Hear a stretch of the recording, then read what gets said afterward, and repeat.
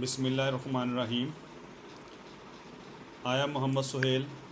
Welcome to my easy English YouTube channel. मेरे इस easy English channel को subscribe करें और बेल आइकन को क्लिक करें ताकि आने वाली वीडियो की बर वक्त आपको इन्फॉर्मेशन मिल सके। डियर स्टूडेंट्स, आज हम 9th क्लास की जो इंग्लिश है उसके लेक्चर नंबर 1 है। इसमें 9th क्लास की इंग्लिश, उसमें हम इम्पॉर्टेंट क्वेश्चंस देखेंगे और उनके आंसर्स की रीडिंग करेंगे।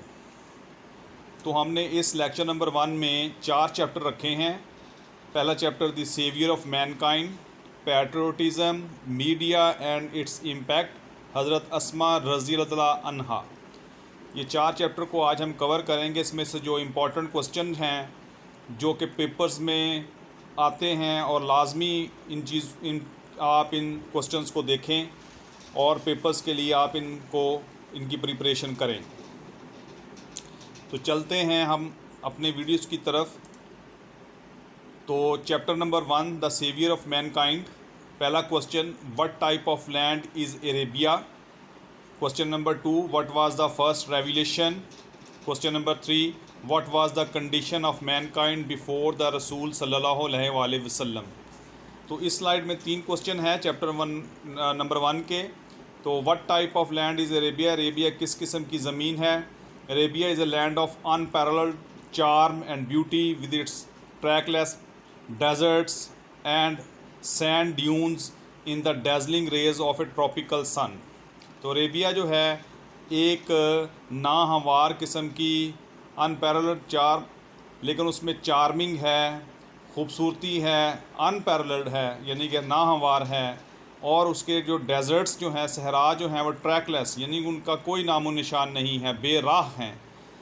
ऑफ सैंड ड्यूज़, और उनमें रेतले टीले हैं और वहाँ सूरज की किरणें बहुत ज़्यादा चमकती हैं, ज़ोर यानी आबोताब से। ट्रॉपिकल सन होता है, आबोताब से शुआएँ जो है सूरज की चमकती हैं। इस किस्म की वो ज़मीन है, लैंड है।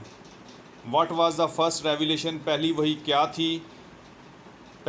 थी। Read in the name of thy lord who created man from a clot of congealed blood.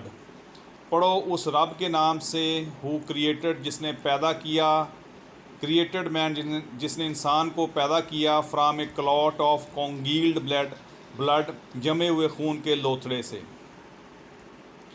Read पढ़ो, and thy lord is most bountiful, और वो खुदा जो है, अल्लाह ताला जो है बड़ा रहीम है।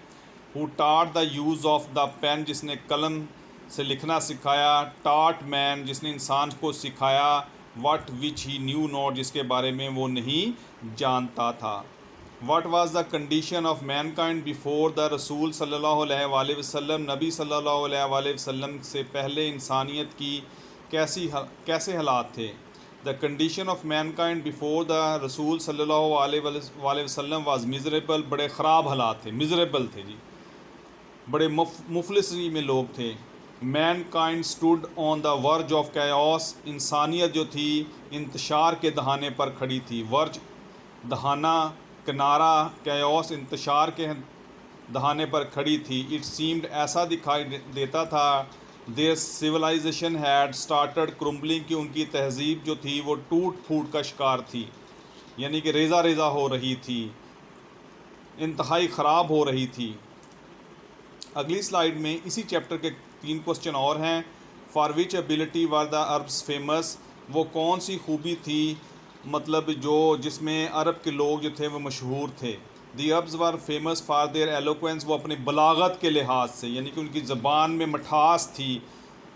एंड रिमार्केबल मेमोरी, और अपनी जहानत के लिहाज से मशहूर थे। Where is Mecca situated, Mecca कहाँ है जी, वाक़या है। Mecca is about 50 miles from Red Sea, Red Sea से 50 मील के फासले पर वाक़या है। Is situated in Saudi Arabia, जो कि सऊदी अरब में वाक़या है, यानी कि 50 मील के दूरी पर वाक़या है जी, रेड सी से। रेड सी से 50 किलोमीटर के फासले पर सऊदी अरब में वाक़या है। Why was the holy Quran sent in Arabic, holy Quran को यानी कि कुरान मजीद को अरबी ज़बान में क्यों भेजा गया था? The holy Quran was sent in Arabic as it is a comprehensive and expressive language, क्योंकि ये ज़बान जो थी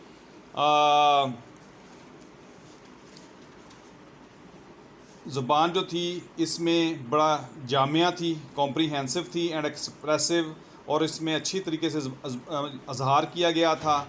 the Arab spoke Arabic language, Arab के लोग जो थे वो लैंग्वेज बोलते थे अरबी, एंड ये एंड है स्टूडेंट्स, इसको एंड कर लें, and ideas language and ideas and feelings could be expressed eloquently in Arabic, और उनके ख़यालात और एहसासात का बड़े अच्छे तरीके से, बड़े फ़रागत यानी कि उनकी ज़बान में मठास थी, उस तरीके से उनका इज़हार किया गया था। डियर स्टूडेंट्स को एंड कर लेना आप।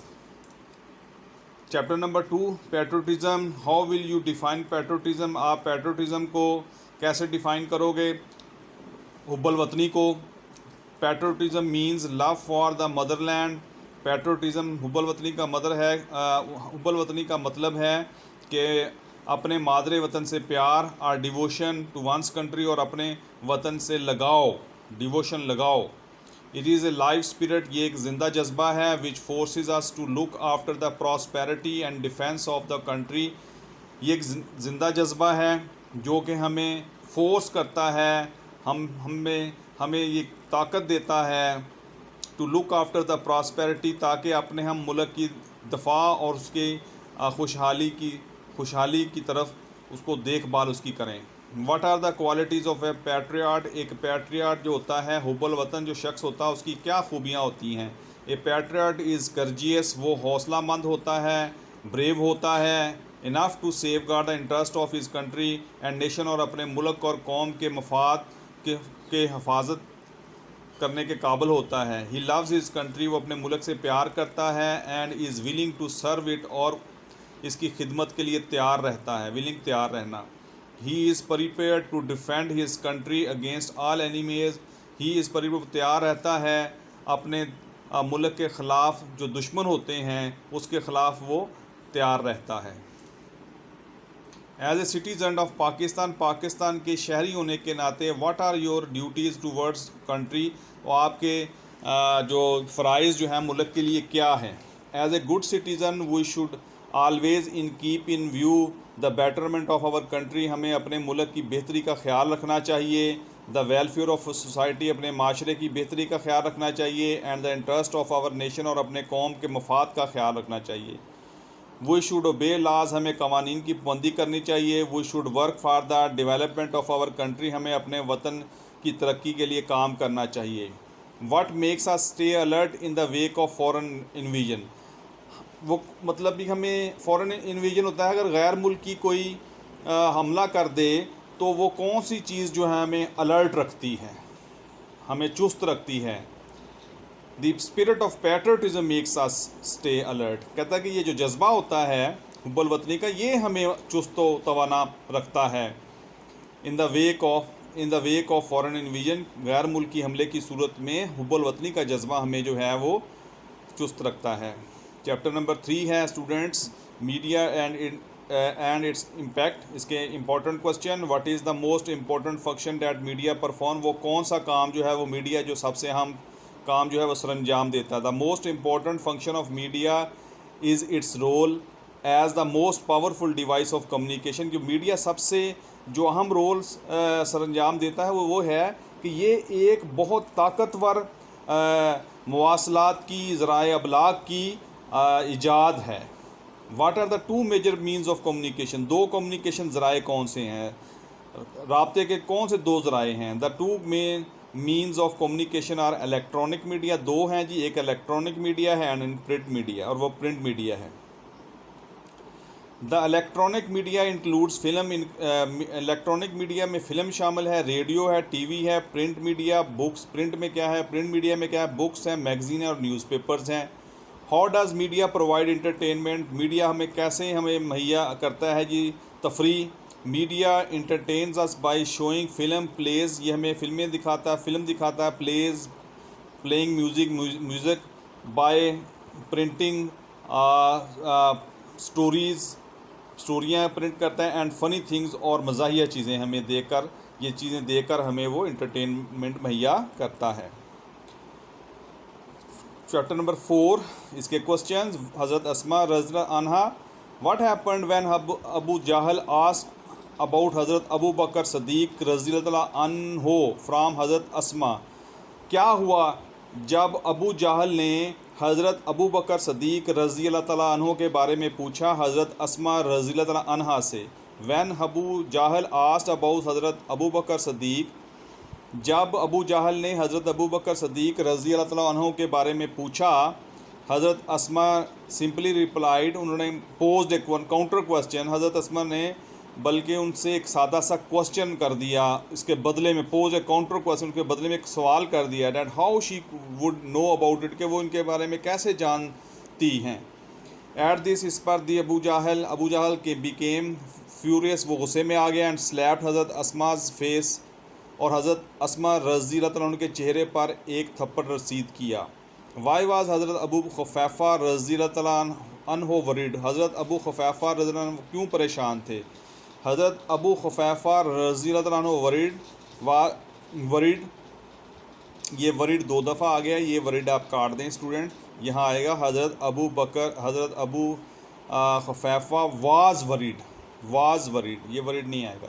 बिकॉज ही थॉट, क्योंकि उनका ख्याल था, वो परेशान थे क्योंकि उनका ख्याल था, डैट हज़रत Abu Bakr Siddiq had taken away all the wealth, के वो सारी दौलत ले जा चुके थे, लीविंग हज़रत अस्मा एंड चिल्ड्रन एम्प्टी हैंडेड, और उसके बच्चों को और हज़रत अस्मा रज़ियल्लाहु अन्हा को खाली हाथ छोड़ गए थे। एम्प्टी हैंड, खाली हाथ।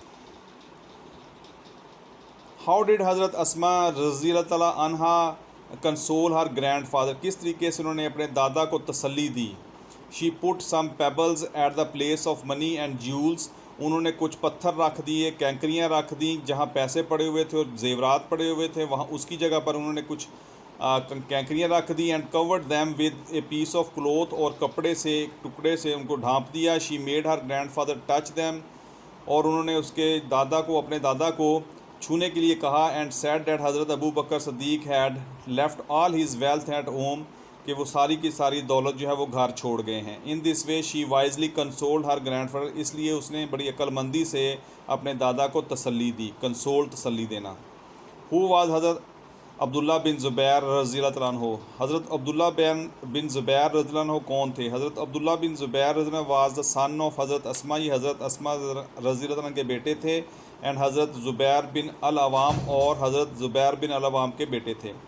What message do you get from the life of हज़रत अस्मा, आप हज़रत अस्मा रज़ियल्लाहु अन्हा की ज़िंदगी से क्या मैसेज सीखते हो। वो get this message from her life that we should face all hardships and dangers, के हमें तमाम परेशानियों को, ख़तरात को ब्रेवली से, बहादुरी से सामना करनी चाहिए।